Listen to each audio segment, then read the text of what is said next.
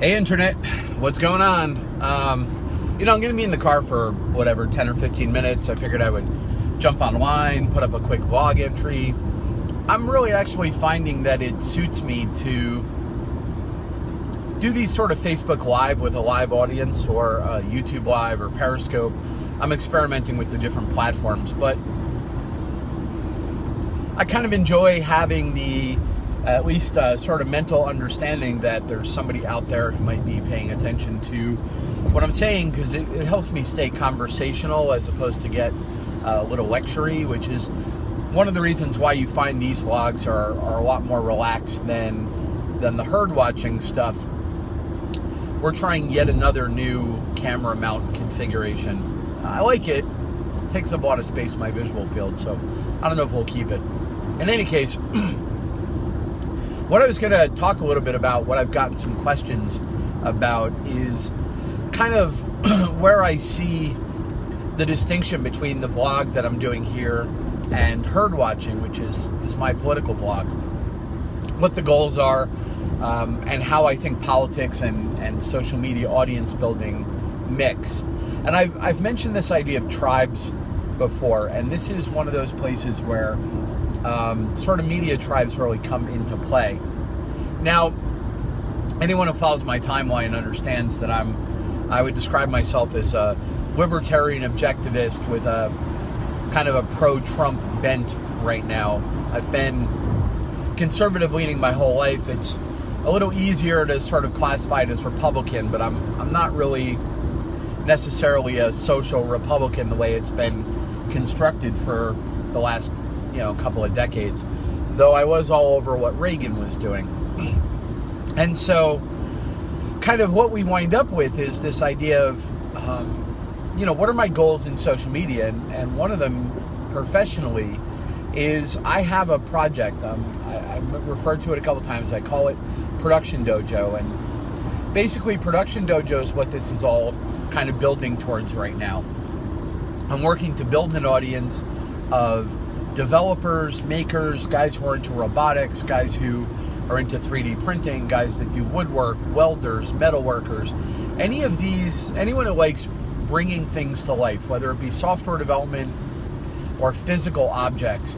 And those are the people that ultimately I want to reach with Production Dojo, which is sort of a project where me and a colleague are going to do projects together or separately, because we're always building things, and we're going to take you through the process of building those items, writing the code, coming up with a concept, prototyping it, deciding what's going to be hardware, what's going to be software, showing you the 3D printing, taking you to the wood shop, showing you the 3D CAD, CAM design, and then the machinery that builds that. That's what I do sort of on my own. I'm constantly learning new technologies. I'm constantly learning new code and physical manufacturing process. And I love the idea that we're getting to a place where, as an individual human being, you can sort of decide, hey, I want this thing. And, I want a robotic car mount for a camera that knows where I am and follows me around. And I don't want to maybe spend a couple $1,000s on that. Maybe I'm going to hack one of those together, because I have some motors and I have the sensor off of a Xbox Kinect, and let's go put this together. With technology these days, what would be a well-stocked workshop? The kind of expense and space that car gearheads used to have for working on their car in their garage.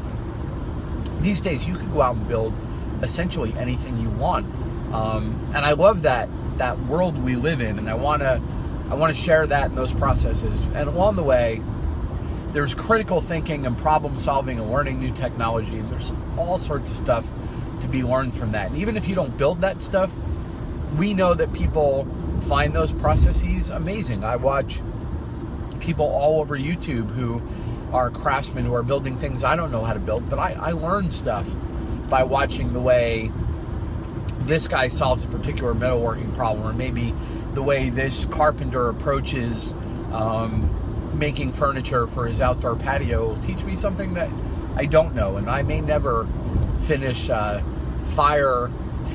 piece of wood, but now I know. that there's a way to finish wood where you can just take a blowtorch and just sort of ash the outside edge, and you'll get a durable finish if you don't have anything else. And I love that stuff. So that channel is where this is all sort of building to in its own way. And I have a business model around that we'll talk about another time. But to get there, I want to, I'm getting more comfortable talking to an audience, and I'm finding that vlogging works for me. But obviously that maker project, that 3D, that physical object creation audience, they don't have any interest in my politics, nor should they. And there's no reason for me to be building, a camera following robot and while I'm there going, oh, this robot is gonna, see everything, just like the illegal wiretapping program in the CIA under, President Obama. Like, really? Come on. Like, that has anything to do with what I'm doing there. Well, I'm sure some of it will come through because it's my personality. Sure, I'm sure it will. But is that really what that content channel is about? I spoke the other day about audience trust. And, when you're asking for an audience's time, you're making an exchange. They have a reason to believe that that time with you will be well spent. And you're asking for their attention in return. So they don't need me working on a 3D printer and using the time while it's building to rant about politics. So I'm going to keep it separate from that channel because to me, that's part of the audience exchange. Now, this vlog is really very personal. It's quite possible that, only 20 people will ever watch this vlog between all the places it goes, Periscope and YouTube and here. And you know what? That's fine. There are 20 people in my life or 15 people in my timeline who I do want to communicate to, and it's worth talking to them about. Some of the things we talk about have already brought good things to my life. Conversations I've had with you in this forum have already come back to me and sparked conversations with smart and intelligent people that I want to talk to. So this is worth doing for me, whether this channel builds an audience or not. But even at that, here is the place where I kind of talk about, we've been talking about audience building. It's turning out to be a theme. We've been talking about sort of personal drive and overcoming limitations. And I think there's more than enough to talk about there without this also being the place where you're going to be treated to a long political screed. And a lot of that is because my friends list, my social media list is very, very diverse in political opinion, which is how I like that as well. And so while I touch on politics here, for instance, I am thrilled to pieces.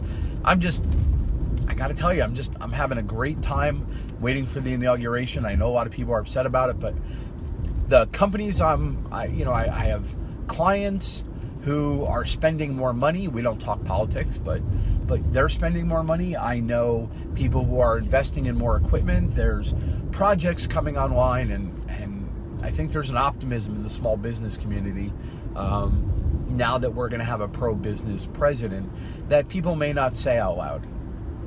So I'm going to keep the long politics rants out of here, and those are going to go in herd watching. And herd watching has no business model and isn't really trying to build an audience of its own. Herd watching is just herd watching because I talk about these topics and I love talking about them, and I might as well talk about them out loud with you guys. It's so easy to put up the video that why not have that conversation in public? More conversation is good. Now, but that's one reason to split your audience. I'm keeping my politics most way to herd watching and a little bit here, but mostly away from the Production Dojo stuff, because to me that's part of the covenant with the audience. They're not here for politics, and I'm not going to jam it down their throat, and that's fine. But the other reason why a lot of people keep politics out of those channels is this sort of audience fear that if the audience found out that they were, pro-Trump, that they're going to boycott them, or there's going to be a backlash, or that every comment on that YouTube video is going to be like, oh, I can't believe you supported, King Cheeto and whatever that ridiculousness is. And that I have none of. I have none of that fear, nor do I care.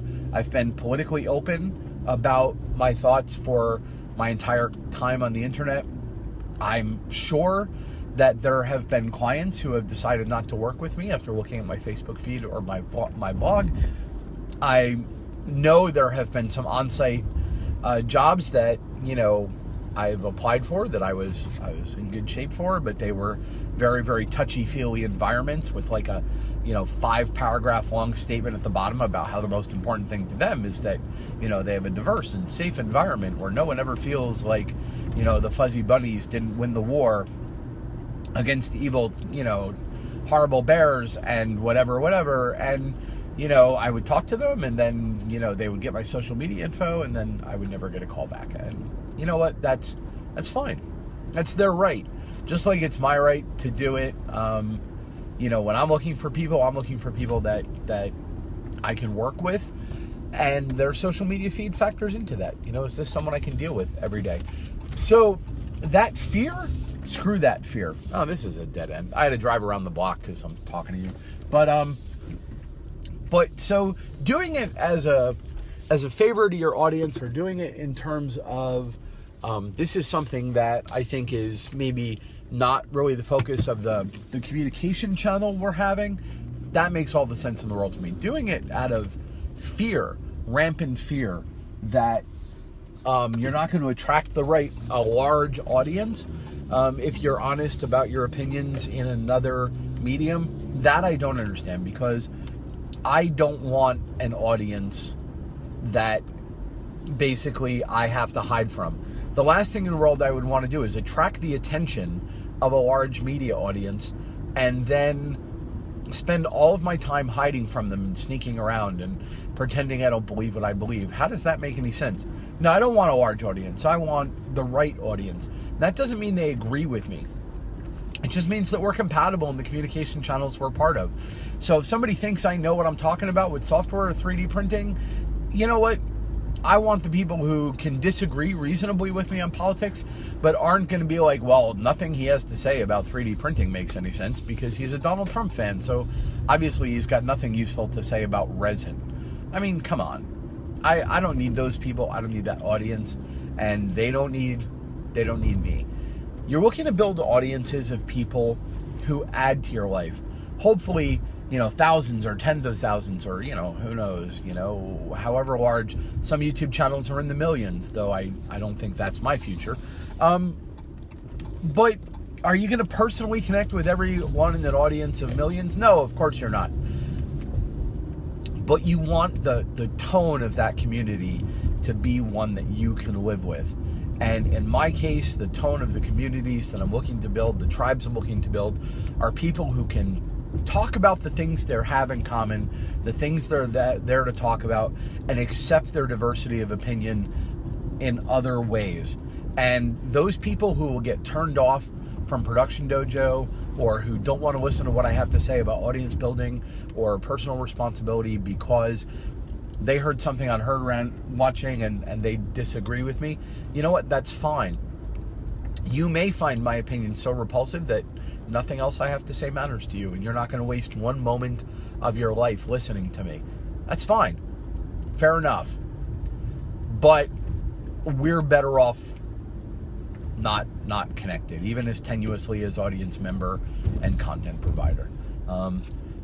Nothing but love for you. I totally understand, and head out in the world. Lord knows I probably wouldn't spend a whole lot of time listening to, you know, Rachel Maddow's daily blog. She just annoys the living crap out of me. So I get it. You know, my ability to accept diversity of thought and thought process is large, but not infinite. And if I'm over your personal line, then by all means, don't be part of the community that's building around here, about the tribe that's kind of starting to coalesce around some of these ideas. And, you know, go find someplace that's more suited to you. So for those of you who do disagree with my politics, you're going to get a little bit of it here, but that's not the purpose of this channel. You can probably feel, you know, moderately safe that you're not going to walk into a 25-minute, you know, anti-Obamacare rant here. I'll leave that for herd watching, but there will be some bleed over, so this is by no means a safe space for you. And, you know, you can feel confident that I'm sort of sensitive to where we're talking, what we're talking about, but I have no intention of making what I do say in other channels subject to your approval. If you're one of those people who think you're gonna, hold me hostage by threatening to boycott the channel, or, spread the word about what a horrible person I am, or whatever. I just don't care. All right, so the takeaway from today then, as I pull up to main gear and get the cables for my new computer, I have a video blog. I took a lot of great photos of the new machine and slow video pans and whatever, and we'll put that online probably tonight or tomorrow. But the takeaway from this entry for you is simple. Be respectful of your audience and what they're there to hear you talk about, but don't be slavishly feeling like you're locked into that. Just take it into account and be respectful, and build an audience of people who are invested in your success and care about what you're saying, all of what you're saying as a human being. And they don't have to agree with you, but if you feel like you have to hide from your audience, then you've built the wrong audience. If you're afraid of the people that come to listen or see what you do, if you're afraid of them finding out who you, what you really feel on a topic, particularly on another topic where you speak publicly, or if you're choosing not to speak out about something that's important to you, that's craziness. Screw that. And this is why, I think Meryl Streep is crazy, but, anyone who's like, I can't believe she used her time in an award show to make a political rant, you want to talk about audience trust. I don't think there's any human being in the world who tuned into a Hollywood award show that doesn't these days expect an endless selection of virtue signaling rants. So I don't think Meryl Streep betrayed her audience trust at all. I think that was exactly what that audience was expecting that night. I disagree with the statement, but we're talking about tribe building and audiences. I think she provided that audience with exactly what that audience was there for. Anyway, guys, I'm going to go pull in and get my thing together. I'll probably do a herd watching rant maybe on the way home, though I don't know. I'm sort of running out of time in my day today before I have to get to some stuff this evening, and I will see you on the next one of these. Thanks so much for stopping by. Take it easy, guys.